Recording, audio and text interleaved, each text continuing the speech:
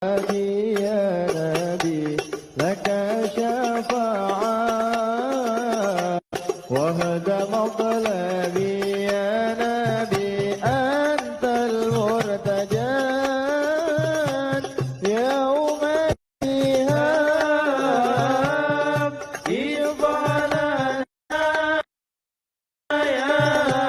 يا خير الأنام إفضالنا لنا يا حبيبنا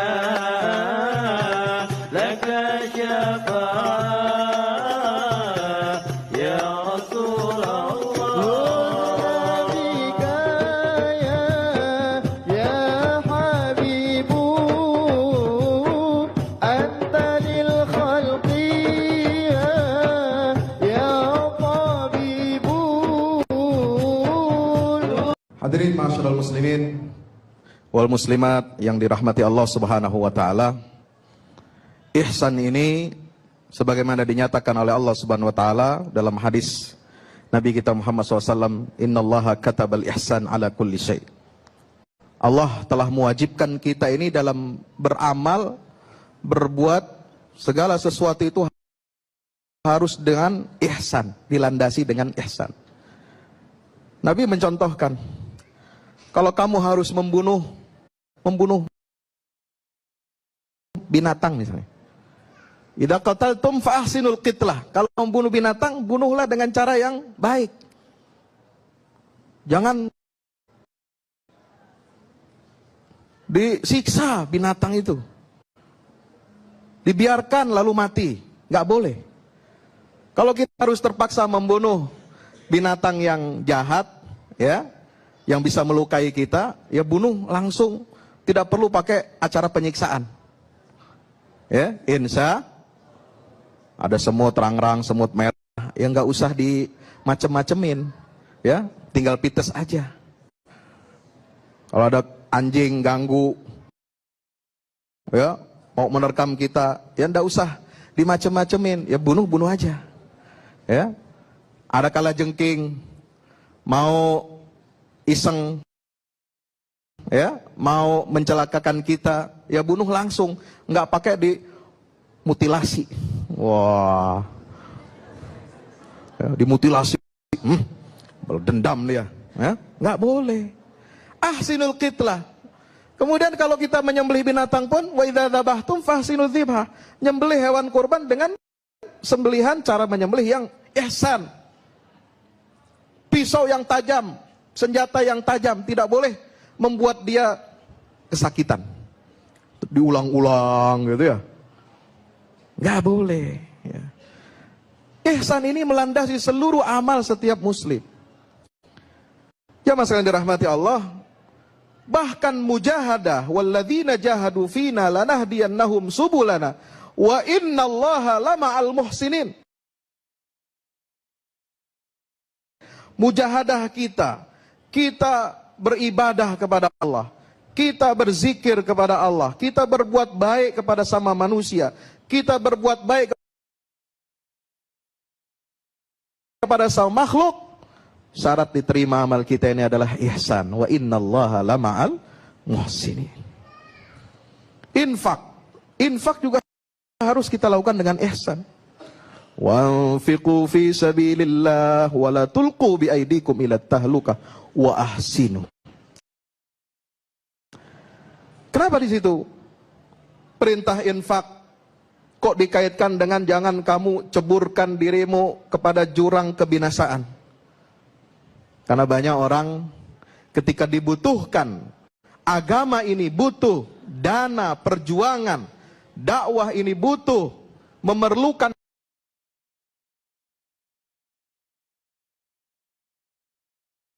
dana yang tidak sedikit untuk berjuang, untuk infak di jalan Allah Subhanahu wa taala. Banyak di antara kita yang pelit, tangan dikepel ke belakang, nggak mau bantu.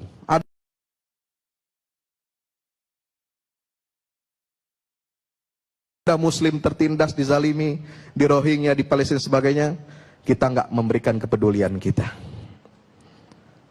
Itu yang akan menyebabkan kalian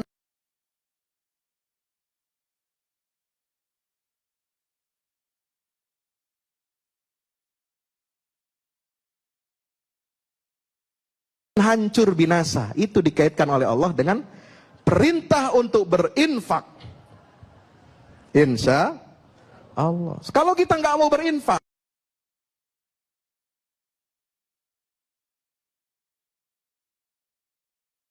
kita nggak mau berjuang untuk agama ini. Kita berjuang untuk agama ini cuma teriak-teriak Allahu Akbar. Kemudian hanya ibadah saja, nggak keluarkan infak buat agama ini, nggak bisa.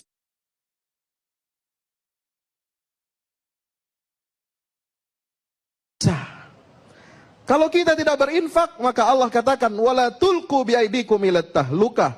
Kalian akan binasa. Karena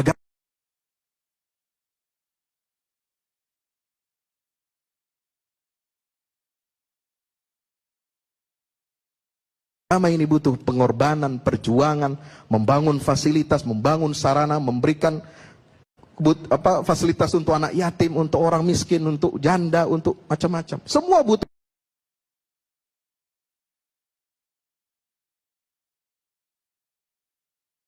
infak fi sabilillah wa ahsinu innallaha yuhibbul muhsinin. Jamaah sekalian dirahmati Allah Subhanahu wa taala. Oleh sebab itu, mari kita suburkan kualitas ihsan ini, harus kita lipat gandakan. Bagaimana caranya? Kita bisa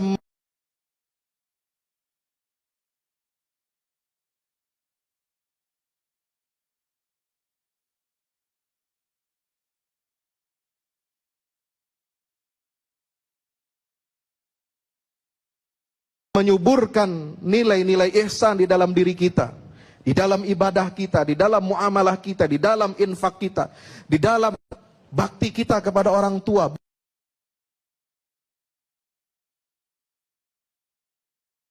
bakti kita kepada guru, bakti kita kepada pemimpin. Pemimpin juga harus ihsan kepada rakyat. Nggak perlu ada undang-undang ujaran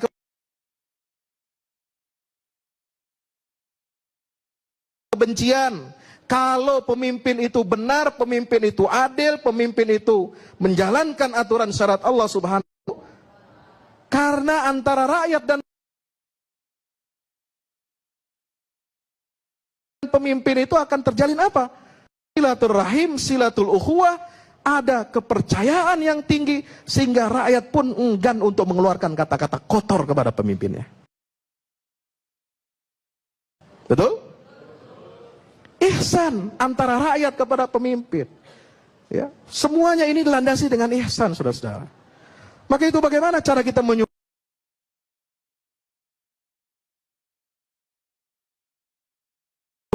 ihsan ini? Yang pertama adalah meyakini bahwa balasan ihsan itu Allah akan berikan sesuatu yang di luar dugaan kita.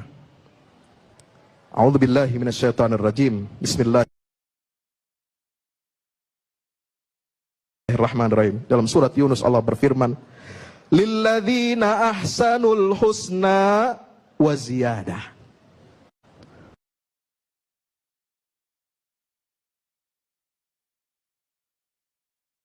Bagi orang-orang yang berbuat ihsan, dia akan mendapatkan al-husna, kebaikan. Tafsirkan oleh Rasulullah SAW, itu adalah al-jannah, surganya Allah. Wa ziyadah,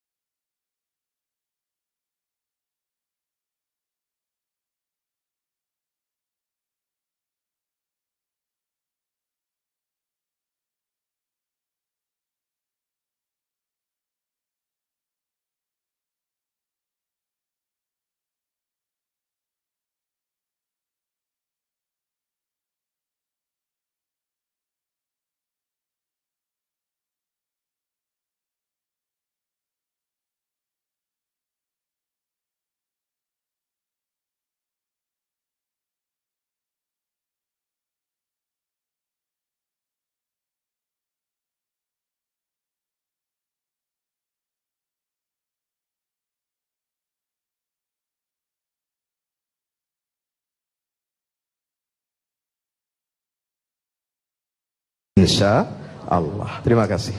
Insya Allah, insya Allah. Wah, luar biasa. Kalau mau menjadi ihsan, kan kita kan harus harus berbuat baik ya gitu. Tapi kalau misalnya berbuat baik kepada orang yang sudah berbuat baik kepada kita, itu kan adalah hal yang mudah. Lalu bagaimana caranya kita bisa berbuat baik kepada orang yang tidak berperilaku baik terhadap kita?